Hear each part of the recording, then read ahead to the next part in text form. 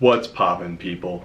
Welcome back to FitTed's YouTube channel. Welcome back to another Bodybuilder Reacts. This time we're going to throw it back a couple months to the posing routines from the 2022 Classic Physique Olympia.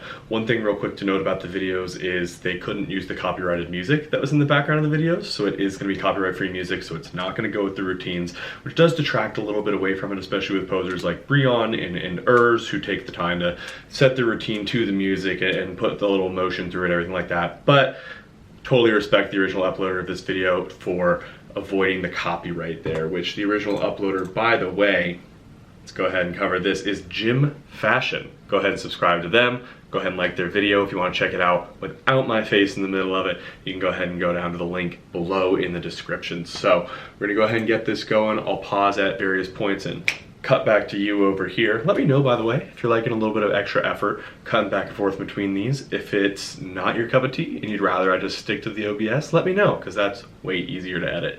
So we'll get into this, start recording the video on OBS, and we'll start playing. And again, I'll pause and direct back to you guys individually if I have anything to say. The video, again, so you know, has not just the posing routines, but it also then has the confirmation round as well as the presentation of awards, I believe. I haven't watched the video all the way through. I was trying to keep this as authentic as possible. Haven't seen any of these routines really since around Olympia time.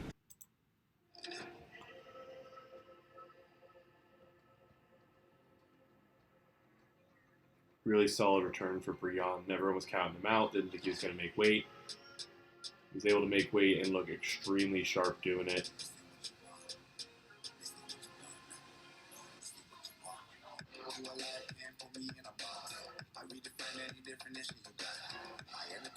Okay, so it seems it's not even the full routines. It seems they just kind of cut in and out a little bit on the routines, kind of picking up highlights, but it's the best video I've found for this, sadly. So we'll go ahead and just keep cutting through it the way we have been. So with this Breon routine here, I think one of the biggest things to note about Breon in his return, cutting back in here to the Classic Physique stage, with this being his last one, he really kind of laid it all out there. He brought in as much size as he possibly could because he knew he was planning on switching to 212. There was even rumors that he might not do this last Olympia because he was so much bigger in the off season. So shout out to him for being able to get down there and being able to make weight and not have any sort of issue with that, like happened to some other top bodybuilders that we love, that, you know, we don't need to point it out again.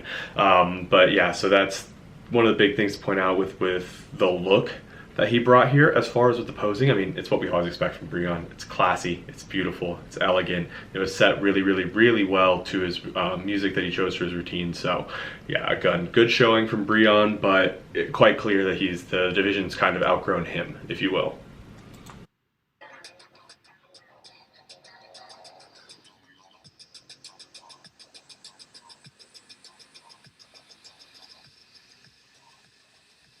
Big fan of Urs's physique.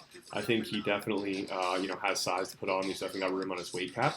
I think specifically his limbs, like his arms, in my opinion, can and should come up a lot. But again, another guy who, the type of video this is kind of tracking from its routine. So the fact that they're cutting in and out, the fact that it doesn't have his music behind it, because Urs, as well as a beautiful storyteller with his posing, he really takes you on a journey with it.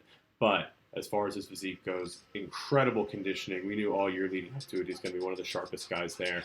But despite having that extreme conditioning, you know, I think he got outsized by by Ramon and by Chris. So great showing from Urs, best yet, but he still needs to put on some size, especially if he wants to compete with Ramon. I mean, look at those guns. Look at the size of Urs's arms versus Ramon's arms. You know, that's one of those big things that's going to separate him, especially with Urs having a higher bicep peak, a little higher up in here rather than longer like Ramon's. It takes up more space. Ramon's arm looks fuller. So while Urs's biceps may be more drastic, Ramon's are fuller and you're going to be taking up a lot more space there. Very good. And his conditioning as well was stellar. I don't think his conditioning was better than Urs, but I don't think it was really worse, if not, definitely not much. His conditioning was really good, which is very interesting considering that he also had issues with that weight cap. So good on him for coming to stage with a good presentation there. And of course, ads. Hey, everyone, we're going to use this ad break to change the battery in my camera because it's blinking at me pretty hard. I'll see you all in a second. All right, thanks for the patience. Ad over, camera battery replaced. Let's get back to it. Of course, King Chris, Seabum, the legend. That lat spread, absolutely iconic there.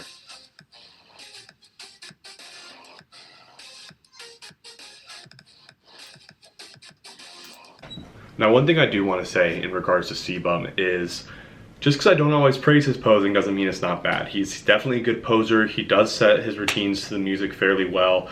It's just one of the things that I think sets people like Breon or Urs or Terrence Ruffin is always a good example of this, Logan Franklin even, that sets them apart from people like Chris and like Ramon is they don't just have a great physique that hits poses really well, fairly well timed to the music and everything. They are, just like I mentioned with Urs earlier, they're storytellers. They take you on a journey. Your eyes follow where they're going. You go with the music, you flow, and they really understand that musicality and turn it into more of a dance than just a presentation of their muscles. So that would be like the big difference, you know, between back in the day, someone like Ed Corney was known as one of the best posers of all time. Continually lost to Franco Colombo because it's a bodybuilding show, not an art show, or not a dance show, but the posing routines. Ed was known as like one of the best posers. That's why the best poser award at the Arnold Classic is the Ed Corney Best Poser Award, because he was legendary for that, even though he didn't have the titles that Franco or that Arnold had. So one of the things to remember, like I said, Chris, he is a really good poser. He is not necessarily a bad poser, but it's that artistry in the presentation, that taking you on a journey, like where you're watching Chris's routine rather than watching Chris do a routine. That's the issue. Is I feel like when you watch Chris pose, you are watching Chris pose. You're not watching the posing routine that is Chris happens to be the actor of. You know, it's not about the art piece, it's about Chris. Versus when it's someone like Breon or Terrence or something like that, it's about the art piece, it's about the routine, less than it is about their physique. So that's just one of the differences, and why I would say personally that I prefer posers like that versus Ramon and Chris in their routines. Again, with that said, you can't argue with success, man. I mean, he can pose. He can hit amazing poses. But I mean, the difference between you see how he sets that up like a regular bodybuilder, where he touched the thigh and everything, got into it each step by step, and made an amazing pose. But he just turned around and got into the pose. He didn't do anything. He didn't take you there. You know, that's the difference. It's in the transitions. Amazing pose though.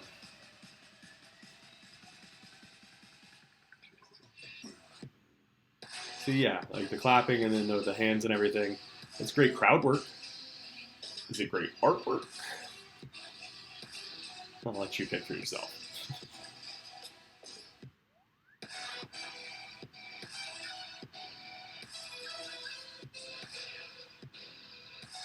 Really great presentation. Definitely the best he's looked. I mean, we've all been over this. He was a clear winner, even though he had that bicep tear, had some health issues. He's had health issues pretty much every time. Like I was saying, he's had health issues during most of his title wins that he's had. But yeah, it hasn't really held him back. He's been able to find a way around it. Imagine how he would look if he didn't have, those issues. Okay, so it looks like we're going into the final two confirmation round, not the overall top four callouts. So let's go ahead and take a better look back at how Chris and Ramon were compared side to side with each other. I'll point out what I think are some of the differences judges were looking at and what I think are some of the reasons they won and lost. Feel free to come down in the comments. Brazilian fans, I'm expecting you to be really fucking mean to me because you always are in the comments, but go ahead, give me that engagement.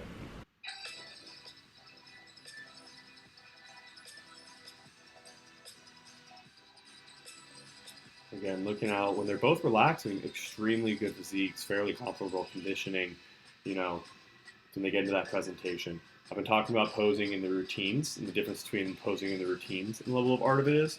But look at the difference in the posing out there.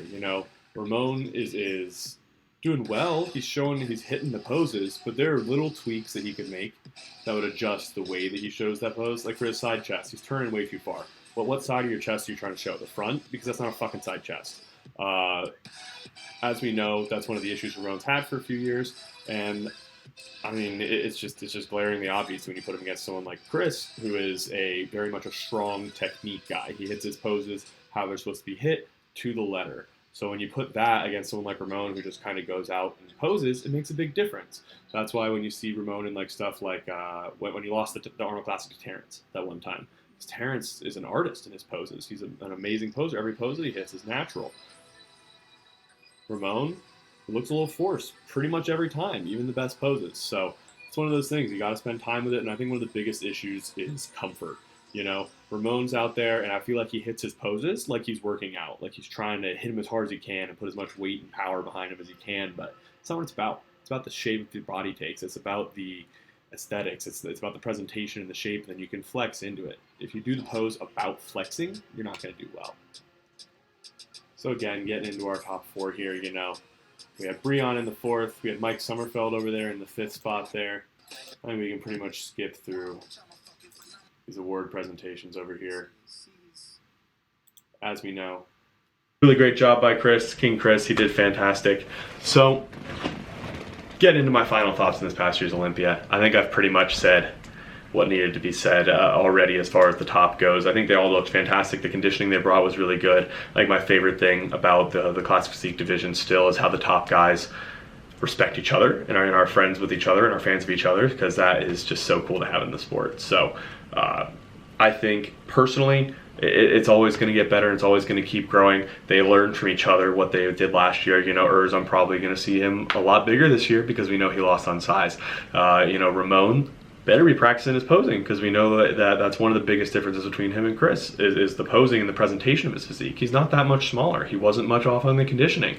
He's got to pick up specific little points that are going to make his poses look better. That's as far as what he needs to do in the gym, is he needs to work the points that are going to make his muscles stronger, that are going to get him that presentation that's better. So he needs to work a couple of those things that are lagging to make the poses better.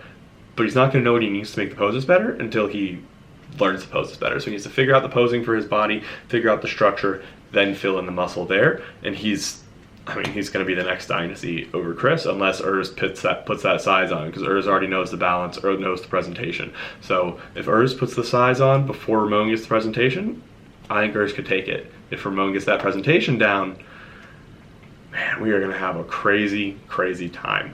So thank you guys so much for joining me again. Let me know down below if you're liking this cut back and forth, if you're liking just the straight OBS. Let me know. I'll figure it out for next time, and I hope to see you guys soon. Peace.